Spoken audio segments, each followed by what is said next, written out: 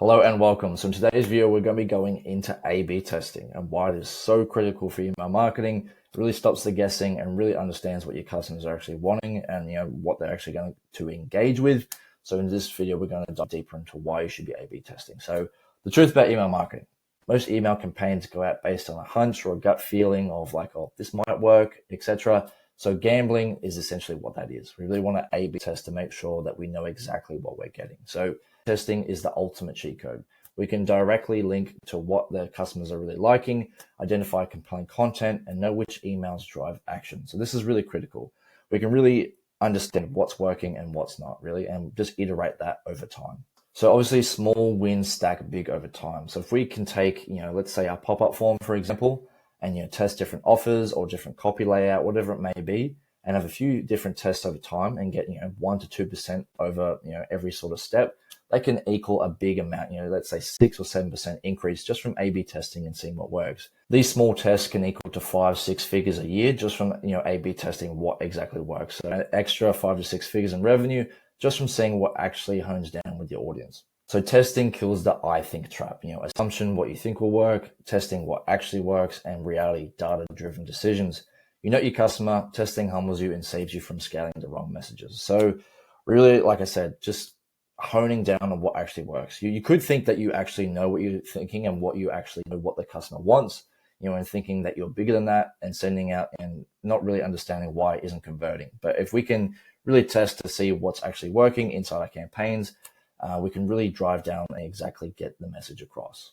Think of your list like a built-in focus group in a sense. So saves you from the traditional sense of having to, gather whatever it may be, certain people and put them in certain situations and testing what actually works and, whatever it may be. But with your email list, you can really have that right there in your own hands, and it's going to actually not cost you anything else. You can have a massive sample size as well, and you're going to see real world results. So really, it is an important aspect of just seeing what actually works. One winning test can change the game. So is that if that's from a subject line, a call to action, or a layout, it could be anything.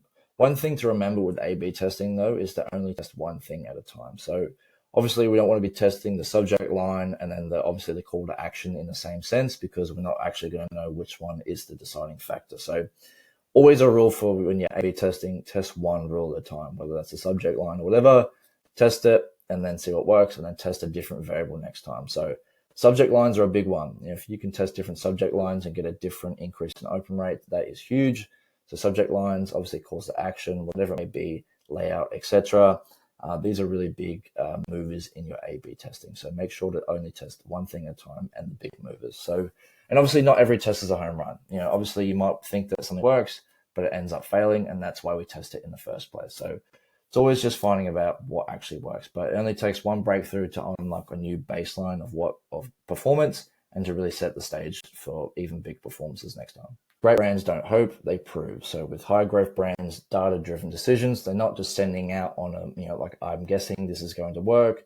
They're actually testing, seeing what works, and having a customer focus over what they think is best. So really understanding the customer and not their ego in a sense. So high growth brands, you test their way to better numbers. Testing removes ego and drives strategy. So like I said, a lot of people, even email marketers, can think about what they know is best and, sending out different things, whatever it may be. If it's a subject line, saying that this is going to work best, but in reality, the customer might go to unconventional ways or ways that you think might not be ideal. So this is where testing is super important. Cost of not testing. First and foremost, you're going to have repeating old formulas. So if something does actually work, you're just going to repeat that in a sense, but there's not going to be any iteration just because they're safe.